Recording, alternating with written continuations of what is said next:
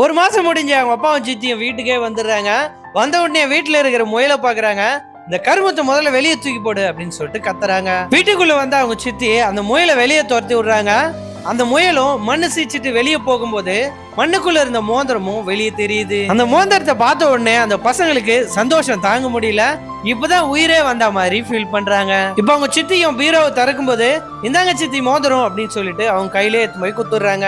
அந்த மோதிரத்தை பாக்குற அவங்க சித்தியும் அந்த பசங்களை ஒரு மாதிரி பார்த்துட்டு அந்த பசங்களை எதுவும் சொல்லாம மோதிரத்தை எடுத்து உள்ள வச்சிடறாங்க. ஊர்ல ஒரு கந்து வட்டிக்காரர் இருப்பான். அவன் கடனை வாங்குறதுக்காக வீட்டுக்கு வந்துருப்பான். அந்த கடனை சரியா திருப்பி தரல அப்படின்றதுனால அவங்க அப்பாவை ரோட்லயே வச்சு அசிங்கப்படுத்திட்டு இருப்பான். இதை பார்த்துட்டு இருந்த அந்த குட்டி பொண்ணும் அவங்க அப்பாவை அசிங்கப்படுத்துறாங்க அப்படின்னு சொல்லிட்டு அவ சேர்த்து வச்சு இந்த காசு மொத்தத்தையும் எடுத்துன்னு வந்து அவங்க அப்பா கிட்ட கொடுக்குறா. காசு எது அப்படின்ட்டு அவங்க அப்பாவும் கேட்கிறாரு.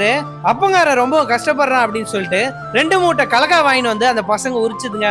இப்படிலாம் தான் அந்த பசங்க அந்த காசு சேர்த்ததுன்னு சொல்லிட்டு அந்த பாட்டி சொல்றாங்க. இதை பாக்குற அந்த சித்திக்கும் அந்த பசங்க மேல நல்ல அபிப்பிராயம் வந்து பசங்க சாப்பிட்டுட்டு இருக்கும் போது முதல் முறையா அந்த பசங்களுக்கு தண்ணி எல்லாம் எடுத்துன்னு வந்து வைக்கிறாங்க. இதுக்கப்புறம் அந்த சித்தின்ற பாகுபாடு இல்லாம அந்த பசங்களை ரொம்பவும் அன்பா பாத்துக்கிறாங்க.